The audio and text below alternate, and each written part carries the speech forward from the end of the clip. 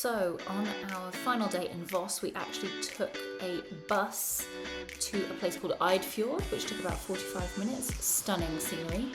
Or rather, the bus took us to Ulvik, which again, beautiful, where we had a very pleasant wait for about 45 minutes in the sunshine, apart from Dave who got a splinter, poor princess, because we were taking this public ferry, which was definitely only used by tourists, to go up on the fjords.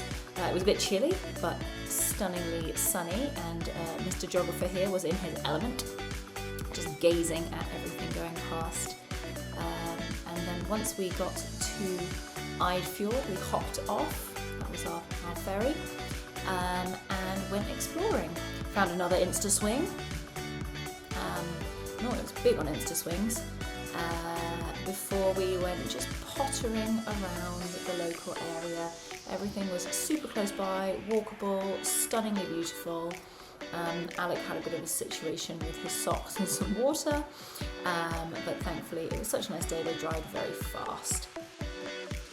We had more of a wander and then stopped for some lunch. What's that on your bottle? Why is it there? No wasabi for me. No wasabi's for you.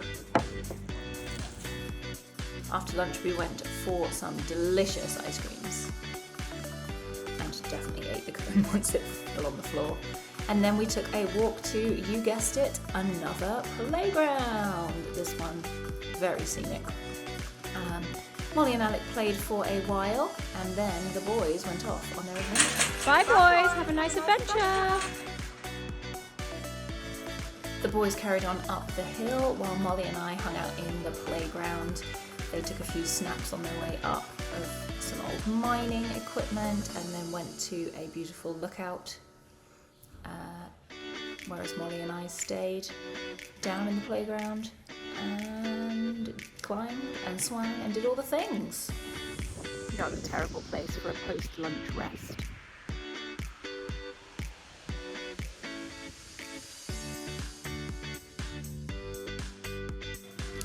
Once everybody's legs were tired out, we headed back to Eidfjord, got the ferry, we paused next to this beautiful waterfall, and then cruised on back. The children were slightly less interested in looking out of the window on the way back. But as you can see, Dave and I just couldn't stop staring. It was as beautiful as it seems in the pictures.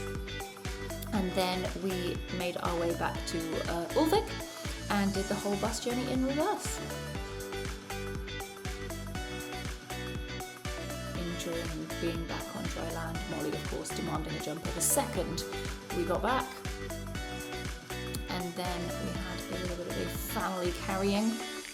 Can still be carried, there's that bus I was talking about, before some in-van silliness and a movie night. Dave and I managed to get in some timeline as well.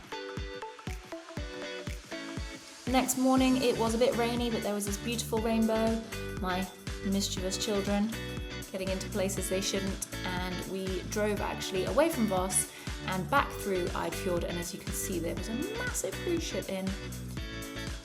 We were headed for the Norwegian Nature Centre where we were going to learn loads about not only the nature but also the geological features of Norway. We stopped for some lunch first, some fish soup. Alec of course pretending to be a Viking, Molly making friends,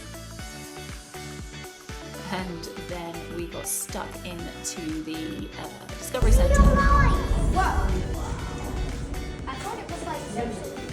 I thought it was pretend as well, but what is it, Molly? Ice. Real. Ice. That's weird. This display was a big hit, seeing how the landforms had moved through time, and of course Alec was quite the guide. Fun fact, reindeers are the only mammals that can see ultraviolet light. Yes, you heard me correctly. And the male reindeer drop their antlers every year. Jam. We made jam.